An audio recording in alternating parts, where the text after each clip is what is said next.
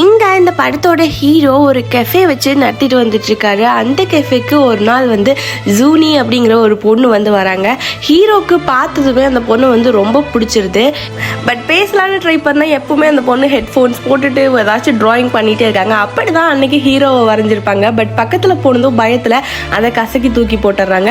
அதுக்கப்புறம் அவர் again bill கொடுக்க வர்றப்ப தைரியத்தை வர வச்சுட்டு அந்த ட்ராயிங்கை எடுத்து காட்டுறாங்க. அதுலேருந்து 2 பேரும் பயங்கர க்ளோஸ் ஆயிடுறாங்க. இன்னைக்கு ஈவினிங் வேற ஒரு கஃபேக்கு போகலாமா அப்படி சொல்லி ஹீரோயின் கேட்டிருப்பாங்க. ஹீரோவும் ஓகே சொல்லியிருப்பாங்க. நம்பர்லாம் எழுதி கொடுத்துட்டு ஹீரோயின் வந்து அன்னைக்கு கிளம்பி போயிடுறாங்க. அன்னைக்கு ஈவினிங் ஹீரோவுமே போய் ரொம்ப நேரம் வெயிட் பண்ணியிருப்பாரு. நம்பருமே ராங் நம்பராக இருந்திருக்கும். லாஸ்ட் வரைக்கும் அந்த இடத்துக்கு ஹீரோயின் வரவே இல்லை. அதனால அப்செட்டான ஹீரோ என்ன பண்ணுறாரு அப்படின்னா கேக் ஆர்டருக்காக அவங்க வீட்டு அட்ரஸ் வந்து கொடுத்துருப்பாங்க. அந்த அட்ரஸை தேடி போய் வீட்லேயே மீட் பண்ணலான்னு போனால் அப்போ அந்த பொண்ணு வந்து வராங்க. பட் யாருன்னே தெரியாத மாதிரி அவங்க பாட்டுக்கு வீட்டுக்குள்ளே போய் கதவை சாத்திக்கிறாங்க. எகைன் ஹீரோ வந்து போய் பேசுகிறப்ப தான் தெரியுது, ஓ நீங்கள் ஜூனியோட ஃப்ரெண்டா, உள்ளே வந்து உட்காருங்க அப்படி சொல்லி கூப்பிட்டு உட்கார வச்சுறாங்க. ஹீரோ ஸ்டார்டிங்கில் இவங்க 2 பேரும் ட்வின்ஸ்ன்னு நினச்சிக்கிறாங்க. அதுக்கப்புறம் தான் அந்த மானசி அப்படிங்கிற பொண்ணு வந்து இவங்க கிட்ட எல்லா உண்மையுமே சொல்ல ஆரம்பிக்கிறா. ஒரே உடம்பு தான், பட் வேற வேற ஐடென்டிட்டி.